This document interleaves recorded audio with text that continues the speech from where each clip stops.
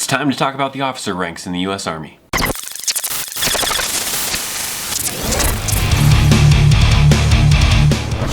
What's up, friends? I am U.S. Army veteran Christopher Chaos, and in this video I am going to break down the officer ranks in the United States Army. Now, this is the third and final installment of my little series that I was doing on ranks in the United States Army. And just like with the other videos, it is key to note that this video is intended to give you a general understanding of the rank with a little bit of explanation in certain areas, but not to give you every possible scenario in which a soldier would have to go through in order to get promoted. And this video is probably going to be the most complicated of the videos because there is just so many different variables with officers as far as promotion and how to become an officer and all sorts of other stuff. So try to bear with me in this explanation if you are a current officer in the United States Army or a veteran that was an officer and you would like to elaborate on some of the stuff that I'm talking about in a little bit more detail down in the comments. Please feel free to do so. I'm sure that some of the viewers love getting that extra information from other veterans as well. So there are several ways that someone can become an officer in the United States Army, and I'm just going to cover some of the most common avenues that someone would take to become an officer. Now, a lot of these different avenues that you could possibly take to become an officer have a lot of the same requirements, and I'm going to cover some of those basic ones that kind of translate across the board. One of them being you have to be at least the age of 19, but no older than the age of 29 at the time of enlistment, and some of those age requirements can be waived on a case-by-case basis though. You also must be a US citizen. You'll have to have a 4-year college degree prior to entering the Army. You must be able to obtain a security clearance. And then there are several other things like going through a background check, doing a physical, meeting height and weight standards, and a lot of other ones. But some of those ones that I just covered are just the common ones that you'll see across the board. Now, current enlisted soldiers can actually become officers as well, and I'll talk about that a little bit later. But first, I'm going to talk about people just coming off the streets, going from being a civilian to trying to become an officer in the United States Army. So the first one I'll talk about is enrolling into the ROTC program. ROTC programs are available in a lot of different colleges nationwide, and additionally to receiving military training and education, a person would also be working on some type of degree. Now, someone who is going through ROTC and they are attending the first 2 years of ROTC, which is known as the basic course, is not yet obligated to an Army contract. Now, however, to advance to the next 2 years of ROTC, which is known as the advanced course, they will have to agree to a contract in the United States Army, typically something like a 3-year contract in the Army Reserves or in active duty. Now, while they're attending ROTC, they're learning things like fundamentals of being a leader, some military history, rifle marksmanship, and a lot of other things that just kind of prepare them for being a leader in the United States Army. Now, between semesters during 2 of their summers, they will have to attend basic camp and advanced camp, both of these which are 4 weeks long, and these are additional training that they will have to go through and receive. Now, I'm not going to dive into everything that happens during ROTC during the 4 years that they are attending the school, and also they have their own rank structure of cadet that I'm also not going to dive into on this video either.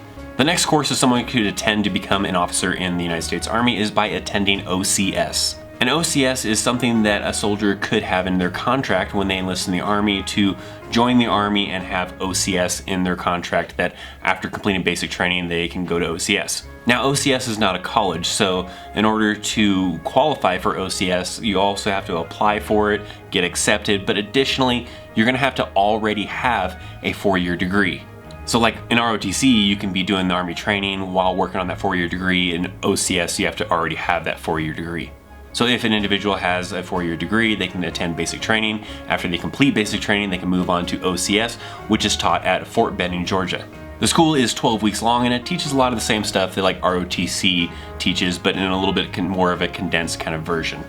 The next course of action an individual could take to become an officer in the United States Army is by attending the United States Military Academy, also known as West Point. Now, to be able to attend West Point, you have to apply for nomination. So you basically have to go through an elected official like a member of Congress to get the nomination, and it is very highly competitive to get into West Point. You can kind of think of it as trying to get into like Harvard or something. Now, West Point is a 4-year college that teaches a lot of military tactics and everything, as well as the courses that are related to that individual's bachelor's degree, and also requires athletics. So for those of you that may be college football fans, when you're watching a football game that has the Army team playing against another college, those are actually cadets that are attending West Point. So then there are a couple of other ways you can also become an officer. One of them being a direct commission, but those are usually reserved for people like doctors and attorneys, and they would be able to go into that field in the Army, but they still also have to attend OCS. Then there are battlefield promotions, but I'm not going to talk about battlefield promotions because there hasn't been any since the Vietnam War. And then there's some other options that people could go through to become an officer, but we're not going to talk about every single option. Next, let's talk about how an enlisted soldier could become an officer. So when an enlisted goes to the dark side, as it's called, to become an officer, commonly it's known as the Green to Gold program. But as a generic summary of an enlisted soldier going to become an officer, they are either going to have to get a 4-year degree or already have a 4-year degree and then get accepted to attend OCS and then graduate from OCS. So that is the down and dirty, probably kind of long version in some ways of how to even get started with becoming an officer. Now, let's go ahead and dive into the rank itself. So after the individual has completed OCS or West Point or whatever avenue they took to get to the point of becoming an officer, they will then be commissioned to a second lieutenant, which is the pay grade of an 01. And the role of a second lieutenant is commonly something like a platoon leader or maybe a staff position. To give you a little bit of an idea of what kind of money a lieutenant can start making when they become an officer in the Army, it can be anywhere from roughly around $3,000 a month, but again, different factors can make that number move to the left or to the right.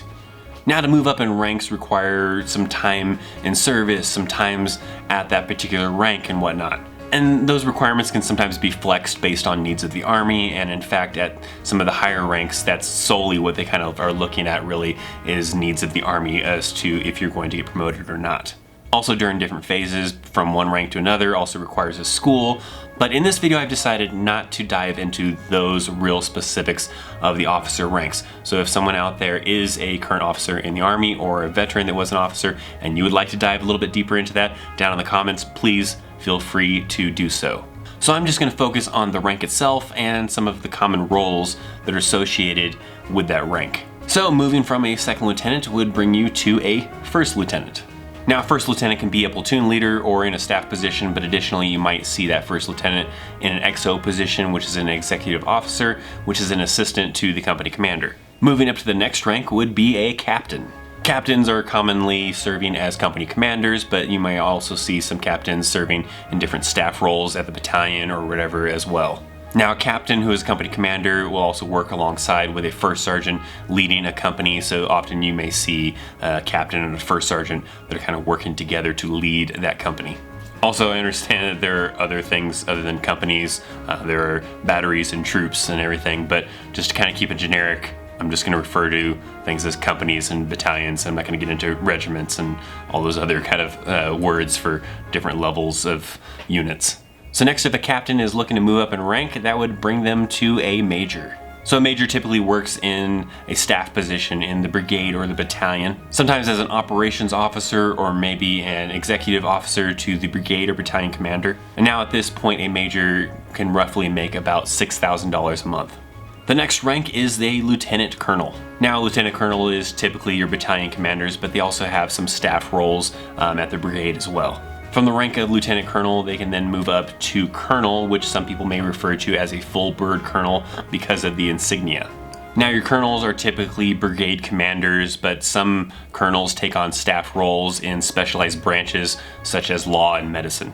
Next, we start getting into the generals, with the first one being a brigadier general, commonly referred to by some people as a one-star general, since it is represented by its insignia as a 1-star.